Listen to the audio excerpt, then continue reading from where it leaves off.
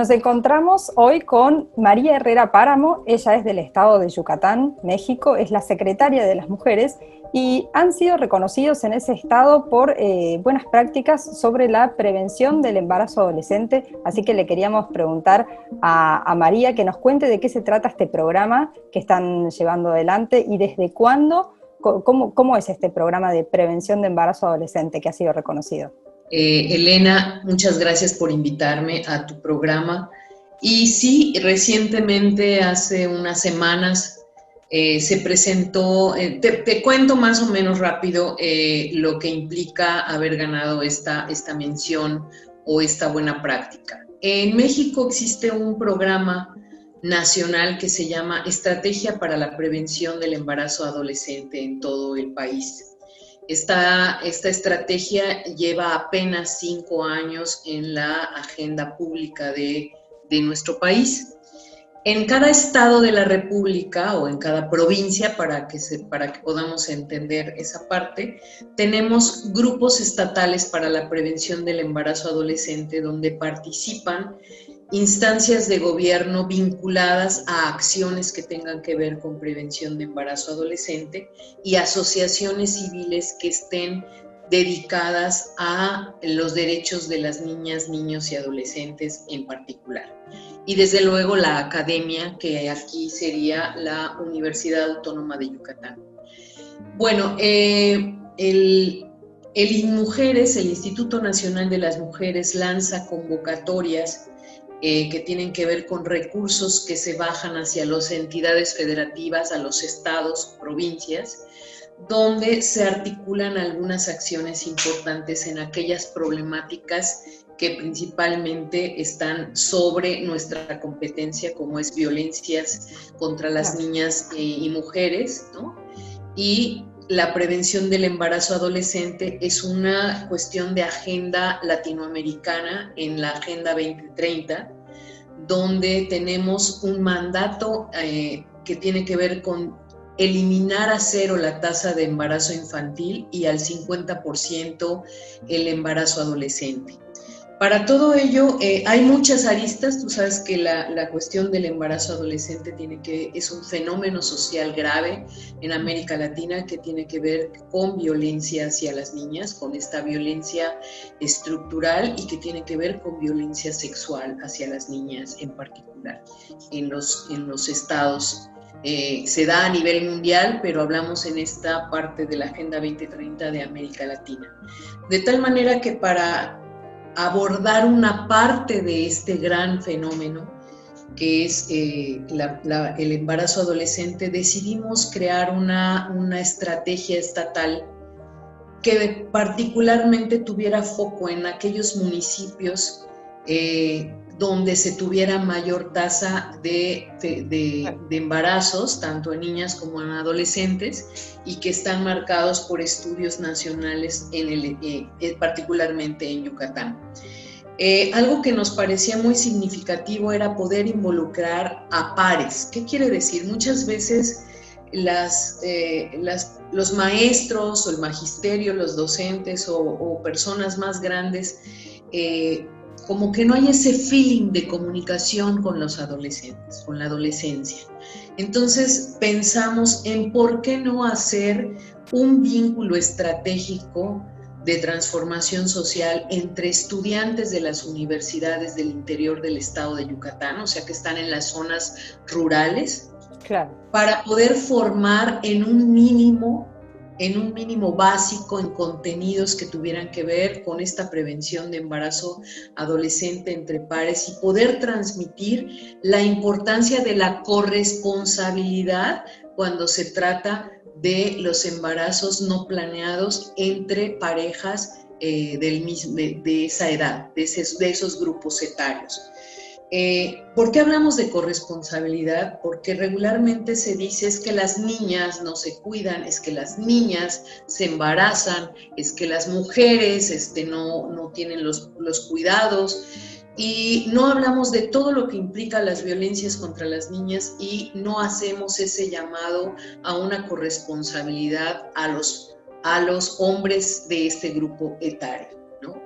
De tal manera que presentamos esta propuesta de que se formara con una asociación civil muy prestigiada en el Estado, que lleva muchos años trabajando sobre los derechos de los niños y las niñas y adolescentes, y que queríamos que se les formara en esta información básica para poder sentarse frente a los grupos de adolescentes en las secundarias, en el secundario, para poder tener herramientas lúdicas, herramientas de testimonios, para poder transmitir esto a la adolescencia. Te quiero decir que esto ha sido maravilloso, fue un proyecto piloto que es muy perfectible, pero a nivel de pilotaje tenemos muchas satisfacciones y también mucho cansancio por el nivel de organización que implica. Han sido 8 meses, casi 10 meses de intensificar esta propuesta y de vincularte con las universidades. Hay dentro del estudiantado que quiso entrar a esta práctica, existen 3 variables: gente que entró queriendo ser voluntaria, gente que entró haciendo su servicio social o sus prácticas profesionales, y se vincula con otro factor importante, además de transmitir a través de este taller este tipo de información, como son derechos sexuales y reproductivos, proyecto de vida, la corresponsabilidad en la decisión de tener relaciones sexuales. María, una pregunta. ¿Cuáles son los datos que ustedes manejan en el estado de Yucatán con respecto al embarazo adolescente? ¿Qué datos tenían? Mira, somos el estado, somos uno de los 10 primeros lugares en embarazo adolescente. Entonces es un estado al que hay que ponerle mucha atención por la cantidad de embarazos que existen.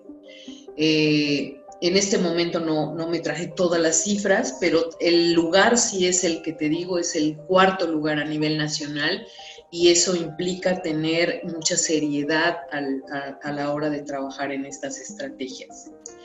Este proyecto llamado Estrategia de Juventudes en Acción para la Prevención del Embarazo en Adolescentes en Yucatán, bueno, tuvo un complemento y fue pedir a la Escuela Nacional de Artes, principalmente solicitar la dramaturgia de una obra de teatro que pudiera ser vinculante su contenido, con tener esta concienciación en el estudiantado de la secundaria, pero también en los docentes, en los padres de familia y las mismas personas que facilitan, ¿no? Fue una suerte de articular la acción de la formación en contenidos con la obra de teatro. En ese momento era una obra presencial que la llevábamos junto con los talleres que duraban, fue una capacitación de 50 horas para los estudiantes que iban en Vinas a trabajar en las secundarias, y se presentaba la obra de teatro.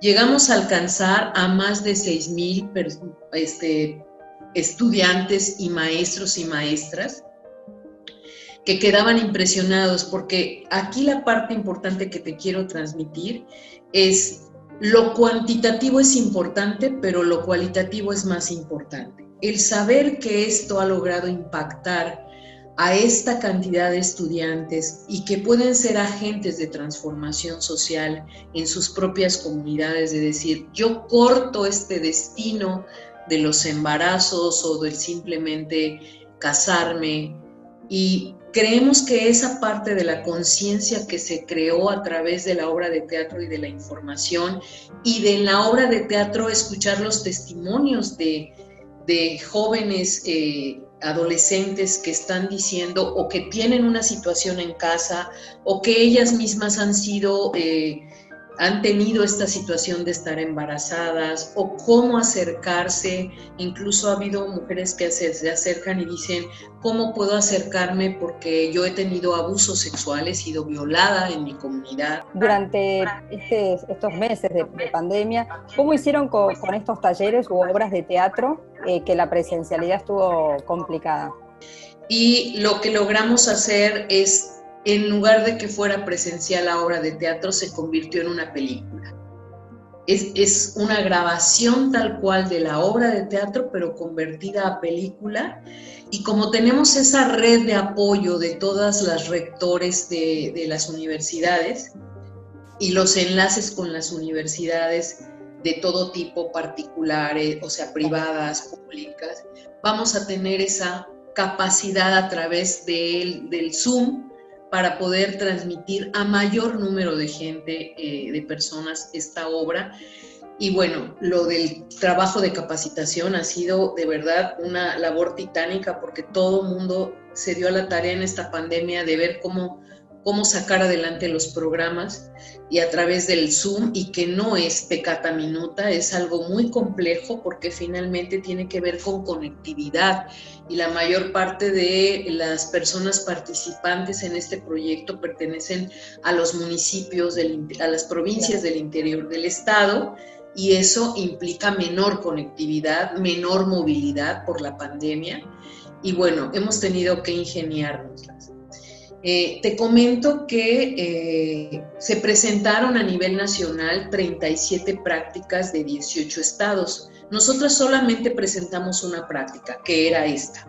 Otros estados presentaron 3 o 4 prácticas y nos hizo muy felices porque le pusimos todo el amor a esta propuesta. Los días no alcanzaban y sabemos que es totalmente perfectible. Pero sí logramos quedar dentro de las 3 mejores prácticas a nivel nacional, y eso nos llena mucho de orgullo porque nos lo hemos ganado con sangre, así, porque lo que nadie ve en una buena práctica es lo que le implica a las personas que están trabajando en ello, hacer logísticamente hablando, en cuestiones de movilidad, como hay que trasladarse a los municipios del interior del estado.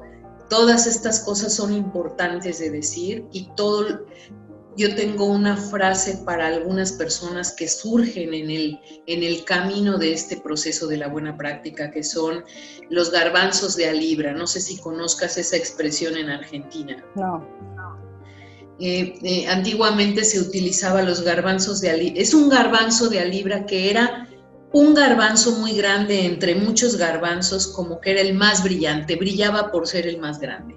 Y se le hace esta alusión para personas excepcionales, comprometidas, emblemáticas, y bueno, en esta buena práctica salen garbanzos de a libra, de gente que no te imaginas que pueda tener en sí, en su forma de ser, en su compromiso, en su personalidad, esa chispa especial para poder transmitir a los jóvenes lo que quieren, y mantener atentos a jóvenes de secundario está complicado. Claro. Entonces es esa capacidad de poder transmitir y de llegar a las personas y poder dejar esa huella que puedan generar esa gestión de una buena transformación social.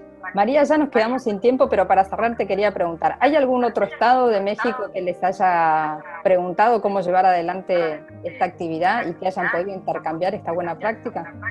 Sí, de hecho, en cuanto terminamos la presentación a nivel nacional de la buena práctica, se acercaron Sonora, Querétaro, Campeche y Quintana Roo, que estamos en la región de la península, porque quieren hacer la réplica de la buena práctica. Incluso hubo municipios, o sea, provincias pequeñas, o sea, municipios pequeños que también quieren hacer esta réplica a nivel local, a nivel más pequeño, más micro. Excelente, eso es una buenísima idea. Bueno, agradecerte por el tiempo, ya nos quedamos sin tiempo. Vamos a ir poniendo después acá abajo cómo comunicarse con ustedes, porque este programa sale en México también, así que seguramente si alguien nos está viendo, para que se comunique con la Secretaría de las Mujeres, si quiere participar o si quiere colaborar, ¿no? Así es. Bienvenidas sean todas y te agradezco enormemente y felicitarte por tu programa. Bueno, muchas gracias, María. Seguramente vamos a seguir en contacto. Hasta luego. Gracias, hasta luego.